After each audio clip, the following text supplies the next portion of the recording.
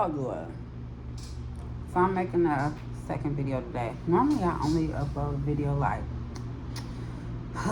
once every couple days or a few days, but today I said, okay, let me go ahead and give y'all a little more.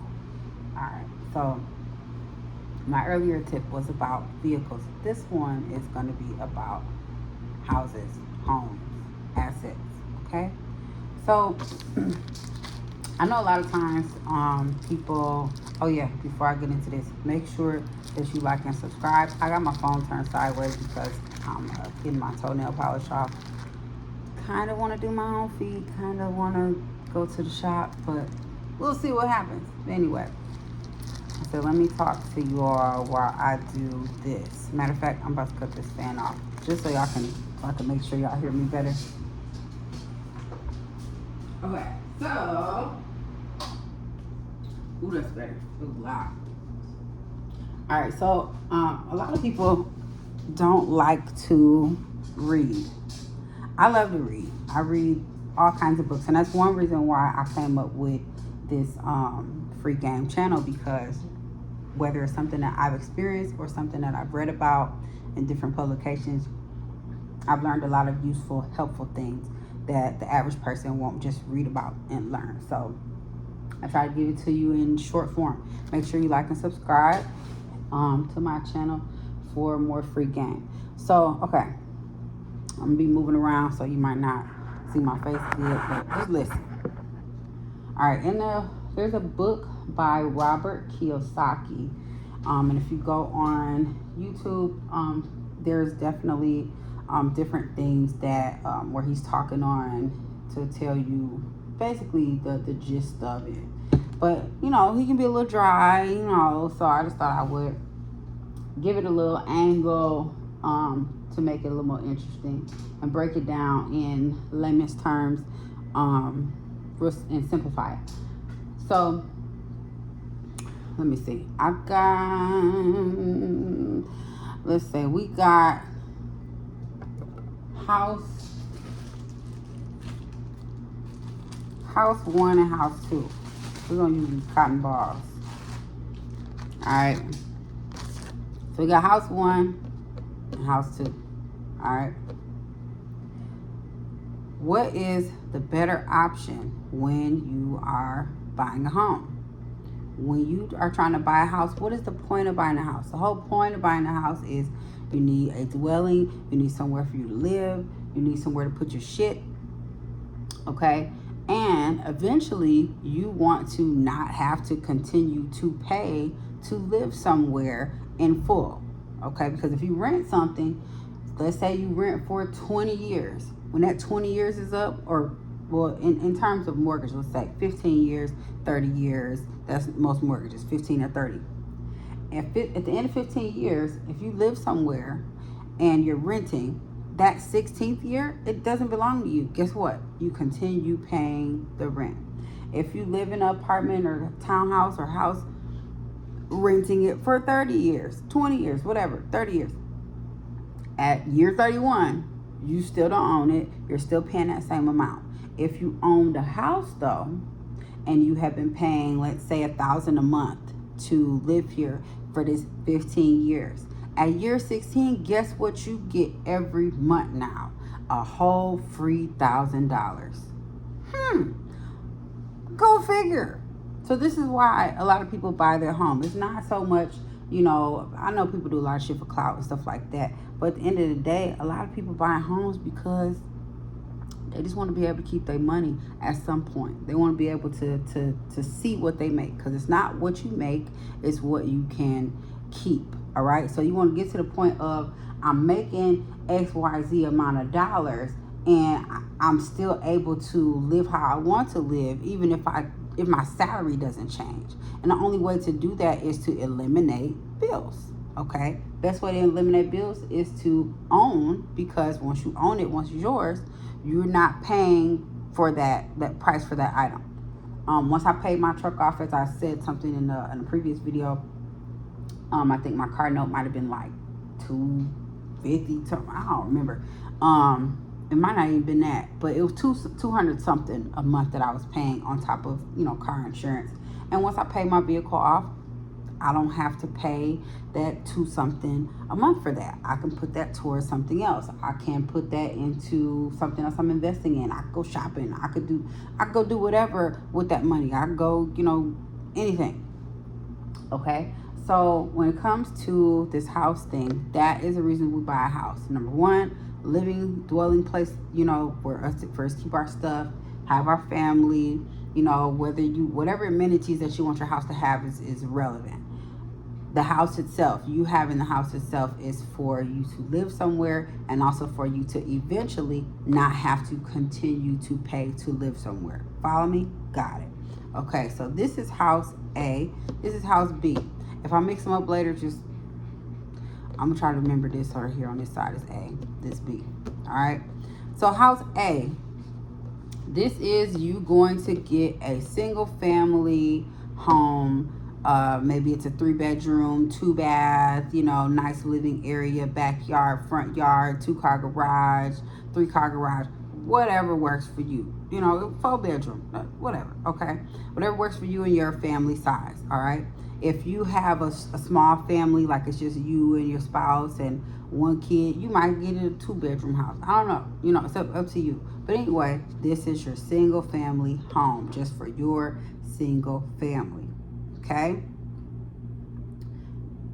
Let's say this single family home is $200,000. All right, and you get a 30-year mortgage on it. You're paying for this 30 years. Once you get to the end of the 30 years, you no longer have to pay the mortgage. You're just paying the property tax and whatever upkeep is involved. Okay. In a nutshell, that's what happens when you have home A. Okay. You're paying the mortgage. You and your spouse, you and your partner, your boyfriend, your girlfriend, whatever, you're paying it. Now, if you was to get roommates, or let's say you rent out, you get a 4-bedroom house, and maybe you only need to use 3 bedrooms, and you get a roommate that lives in the other one that pays you something. Well, that helps you to not have to pay the entire mortgage yourself. So it's giving a little bit of what we're going to discuss in B, but it's still not entirely that, because you still, got to live there. You know what I'm saying? Because you're still responsible for the bulk of everything. You're still paying the utilities. A lot of everything is still in your name as far as that's concerned, besides just the home and the property tax and paying the mortgage and insurance. So you have some options here with A. Renting things inside your home, renting a room, renting equipment that you have, whatever, that's still lucrative. Renting cars, using apps like Toro. If you have that 2-3 car garage and you have a couple of nice extra cars, you can still make some coin. I don't want to, I'm focusing on A real quick, because I don't want to negate that. I don't want to, I don't want people to ever feel like, oh, well, everybody's not going to want to do what I'm about to tell y'all about B. But, and also that A can still be an asset. Okay. And Robert Kiyosaki's book, Rich Dad, Poor Dad, he talks about how, people normally get A. People normally go ahead and get a single family house and they feel like they've made it, but really this is a liability because it's costing them money. If it's not making you money, it's costing you money. Very simple, okay? So let's look at this as liability. And then over here we have house B. We have the asset. So A can be an asset if you smart enough to figure out ways to make it an asset. So it's not all bad. If you're not ready to to bite off, what you're going to chew would be, but you still need a dwelling place. You still going to want to eventually not have to pay all this money to, live where you live or whatever. So if this works for you, this works for you, okay? Don't feel bad that you can't do B. Just be smart with this. Okay, I only got this. I only got A, but what can I rent out? Can I rent out a room? Can I rent out my garage? Can I offer something that people want? Can I sell something out of my garage? I don't know. Do I have really great lawn equipment that I can rent out? Anything. You might have to get, kind of creative with this. Can I use my driveway area, as a additional parking? Do I live close to an event space, or do I live like let's say I live by Fair Park and I only have one house? If I live here in Fair Park in Dallas, if anybody know about where Fair Park is, that is right across from where the Texas State Fair is every year. Texas State Fair lasts a whole friggin' month. All right? The people that live across from there that have single family homes, baby, they checking a bag. Just that once a year. There's other stuff that goes on in Fair Park as well that they still checking a bag on. But I'm just taking that 1 month out of the entire year. If you got your single family house right here, and a lot of them, have a parking area, and it may be like even a little stretch of land next to their house, it might be room for 10, 20 cars. They charge you $20 a pop for a car every day, throughout the day, through the shifts of people that are coming to the fair. Because you might have a morning shift of people. Everybody ain't walking there all damn day. They might come for a couple hours, then boom, here come another car. Okay, so it's shit you can do with A. I don't want to negate A. I feel like A gets negated a lot because people are not thinking out the box and other possibilities that you have when you just have this one property. Or, all right, so this is the single family. Then you got this. You got B. You have the multifamily. All right, this is when you have at least like a duplex, preferably a fourplex, or threeplex. Maybe it's a place that's got. I've seen places where it's like a upper lower type of thing. I see a lot of these back home where I'm from in Rockford. It'll be like it used to be one big house, but they gutted it, changed it, and made it where now it's 3 apartments. Maybe it's apartment on the front end, apartment on the back end, one upstairs. Who knows? Whatever it is, you have multiple places divided up into this one property. That's called a multifamily, okay? Now, with the multifamily, you're going to live in one of the units and rent out the other ones. Because again, you still want to satisfy, I live somewhere, eventually I'm not going to have to pay this. But the difference is there is not necessarily an eventually. The eventually comes a lot quicker when you have a multifamily, because what? Everybody else need a place to live too. Okay? And lots of people are renting. Lots of people don't believe they're ready for a house. Lots of people might be ready for a house, but they still need a dwelling place while they're, getting ready for it. Or maybe they holding off. Whatever it is, everybody got to have some place to live. So with the multifamily, you could live in one of the units, and those other 3, okay, let's say you have a fourplex, live in one, the other 3 you renting out. Let's say you're renting those other 3 for $1,000 a month. So, and the mortgage is $1,000, okay? Where you live at, guess what it's costing you? 0, because these other 3 people is paying your mortgage times 3, right? 1, 2, 3. I didn't mean to flick y'all off, but if you get 1, 2, and 3. I didn't know I could do that. Anyway, I digress. So 3 times your mortgage is being paid. All right. So the time that it would have took you to pay this off, you can still have to, let's say they both 30 years. 30 years here is just your money, just your $1,000 a month. 30 years over here is their money, is they $3,000 a month. Okay. So you're ending up not ever really paying that mortgage yourself.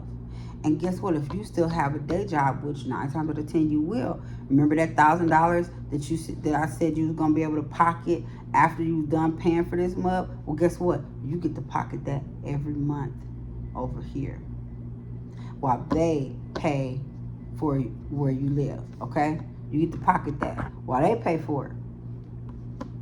All right. What they say? Get somebody else to do it.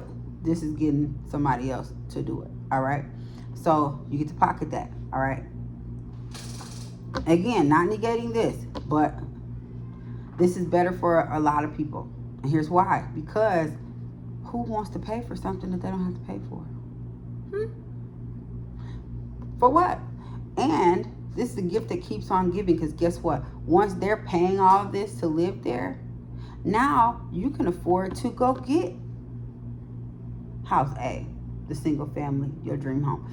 You can afford to go get another one of these and make it the same way. Do it all over again, rinse and repeat. Live in one and rent out the other ones. Now you have 4 units here, and this is we replacing A. This is C now. Okay. Matter of fact, I got another one of these, because this is good. This is still A. This is still A. All right. So now you got B. Now you also can go. You can go get C. Now you got A as your dream house. You got B, that was your first house that you started with. You know what I'm saying? You had them 3 tenants in there. Once you moved the hell out of there, you know what I'm saying? And you went on and got the other property, you know, C. Now, let's say both of these are multiplexes with 4 units. Now you have 1, 2, 3, 4, 1, 2, 3, 4, 8 units, 8 doors. Okay? Then you got this. Guess who's paying for this? These. All right, so in Robert Kiyosaki's book, he talks about how you want to make sure that you get assets first, and then allow the assets, okay, to pay for the liability. So if a single family home is considered a liability because, again, you don't own this and no one else is helping you pay for this, all this coin is coming from you up until that 15 or 30 year mark, okay? If you do this one, it's great, still an investment or whatever. However, it's still a liability because it's costing you something. If you do this one, automatically off top, it's an asset because you're not paying the whole thing. You're passing the buck to someone else. All right. And then also too, the beautiful thing about this too is when you're renting apartments, most of the time people expect to pay utilities. Like, it's rare. I'll be 38 this year, and it's rare in all of my apartment hunting over the years. It's real rare to see somewhere where one or both of the utilities is included. Here, moving to Texas, I don't pay a gas bill. I don't think they have it, but I mean, I guess because it's Texas, but I do pay an electric bill. But there are some places that don't have an electric bill. Maybe it's because they control the heating and the air and stuff, you know, or whatever. But or maybe that's a perk. A lot of times that could be also, it's like they're paying for it, but you're paying for it already. Like, for instance, I could make your rent be $800, okay, and then have you also pay electricity, right?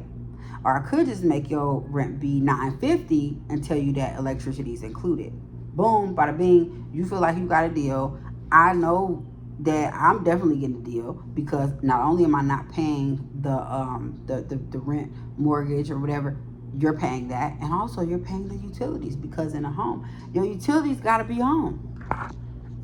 If it ain't no water, sewage, electricity, the house gonna be condemned. Okay, so somebody still got to pay that. All right, even if you have these and you was able to go get that, and if everybody moved out of this mug, some still got to be on, because the house could be condemned. Something has to be running through those pipes, and you know, all of that. Okay, that's another live for another day. But this is what we're dealing with right now, is, you know, the asset and liability thing. Okay, so I just want to break this down, and I probably should title this assets versus liabilities. I can't say Rich Dad Poor Dad, because I'm pretty sure that's copywritten. But it's basically based off of the lesson that I learned from reading that book and others like it, is that it makes more sense for you to have option B and then build up option B so you can get to option C, having another multifamily, and then you get all that coin together, and then you can go get whatever you want for your option A. You can go right back to that, okay? And a lot of people are looking to get option A out the way first, because they trying to impress people. Okay, I'm gonna let that just, you know, sizzle. I'm gonna let that just simmer right there. Okay, a lot of people want to go forth and get A. They want to get, think of A as that dream house. Think of A as a house with a nice, you know, staircase, and it's got 2-3 car garage. You know what I'm saying? Because people will say, oh, well, you know, you should get a starter house. If you're going to go get a starter house, it's something that's, you know, not so great or whatever. If you was going to do that, then you could have got the multifamily. Really? You know? But, you know, and it's a different time now. It used to be a time when your starter house, you go get a little starter house, little, you know, 2-bedroom house for $40,000, $50,000. It used to be a time when you could do that. It ain't that simple anymore. You know, now, especially in the DFW area, they want over $200,000 for some regular shit. You know, so if you're going to spend the money, if you're going to have to get the financing, if you're going to sign on a dotted line and go through all of that, why not start where there's more coin at, where there's more for you at, okay? Instead of trying to get something that looks so pretty, and a multifamily can look nice too. You know, I'm not saying that you have to get your multifamily like in a hood. No, you want to get it in an area where you know it's going to be lucrative. You know people are going to want to move there. If you didn't have tenants, you know it's a good area where, you know, it could also be an Airbnb. Like, you want to make it, you know, make sense. If you want to get something in the slums or whatever, or in a not so great, that's up to you. Most of the time when you go in neighborhoods that look like it's so-called hood, watch who riding around through there. You'll see a lot of people that don't look like me riding through these neighborhoods. Why? Because they own half the block. They seen that the value of the properties was low, and they came over and they bought that, and now they're renting it out to people, and they just coming through, you know, maybe just to see how the grounds is, you know, because they've already got your rent, you know, online or whatever way that you have to send your rent, you know, or they have the property management company that, you know, intercept your rent for them. That's usually what happens. And maybe they ride through just to, oh, this is my property over here. You know what I'm saying? They don't even live there. They might not even live in the state.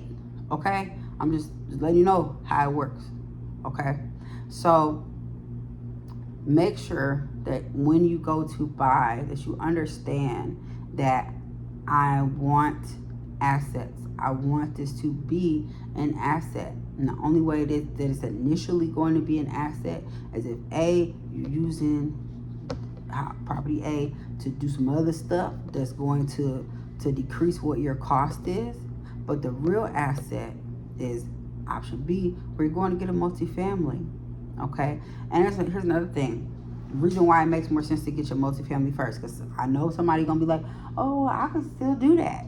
I can go get my house, and then go get that. Yeah, well, here's the thing. First-time homebuyers have lots of perks that other people don't have, okay? There's a lot of discounts and stuff like that you're eligible for when you're a first-time home buyer, okay?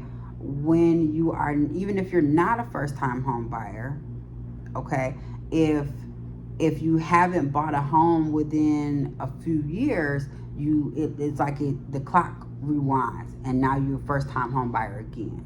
Okay, you don't have to have necessarily sold your house. There's some programs like NACA, for example.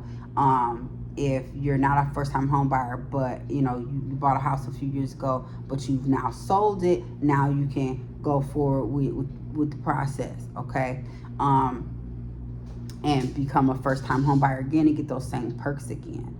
If you're not doing the first-time home buyer thing, and you know you're still paying for this house and you're trying to get a new house, then it's going to be treated more so as an investment property, okay?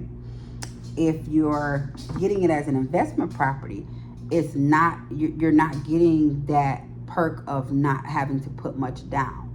An investment property requires much more down, than you getting your own first time home buyer or single family, whatever home situation.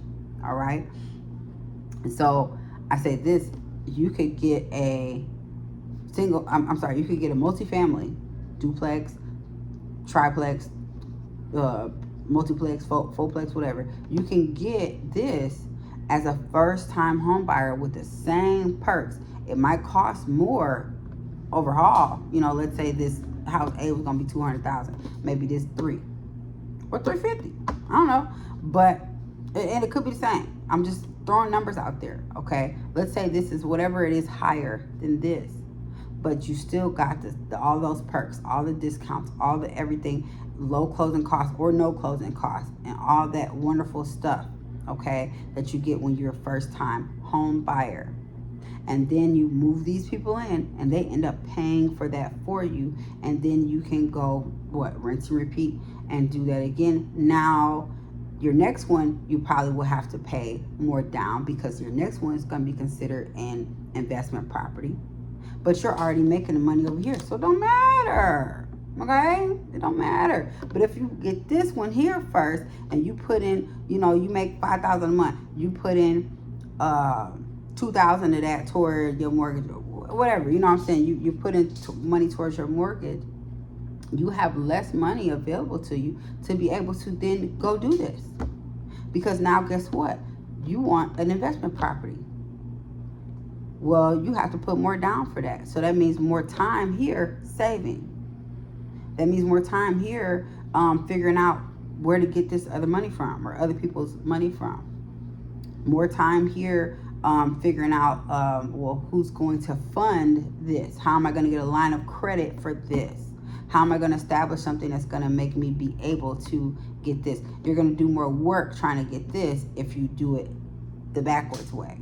If you do this first, a lot of this will fall into place. If you do this first, B, it'll be easier to then go ahead and get this because, yes, C, the second one will be investment property, but you're already making money from B, okay? So I just wanted to make that, to sum that up for you, and using my little cotton balls to illustrate it, okay, in a very short form. So just to recap, make sure that you are getting your assets first, then liabilities. Assets first, then liabilities. Get your assets and allow those assets to pay for the liability, not the other way around. Because if you do it the other way around, it's still possible for you to end up with assets. It's still possible for you to end up debt-free and having someone else pay for it, get somebody else to do it, but it's just harder, okay? And why do we want to do hard? Who want to do that? Not for real. I hope you learned something. Have a beautiful, blessed, wonderful day. Please pick up that book, Robert Kiyosaki, Rich Dad, Poor Dad. I'm finna show y'all the book before I get off here. Hold on. Just in case. Everybody should know what this book looks like by now, because it's a very old book. But let's just say, just in case you didn't know what it looked like, this is the book, okay? This is the book, all right? I'm thinking about assigning this to my class this year to make them, have them read it. I mean, it's a lot, though. So I don't know. Maybe I'll just assign a portion of it. I don't know. This is the book. Really good read. Check it out. If you don't like a lot of books, if you just read the first chapter, I promise you, if you just read, let's see, I reread this twice. I really was way back here somewhere. If you just read the first chapter, if you do the LeBron thing, you know how he opened it, he always on the first page. Go a little further than that, okay? If you just read the first chapter, just the first chapter.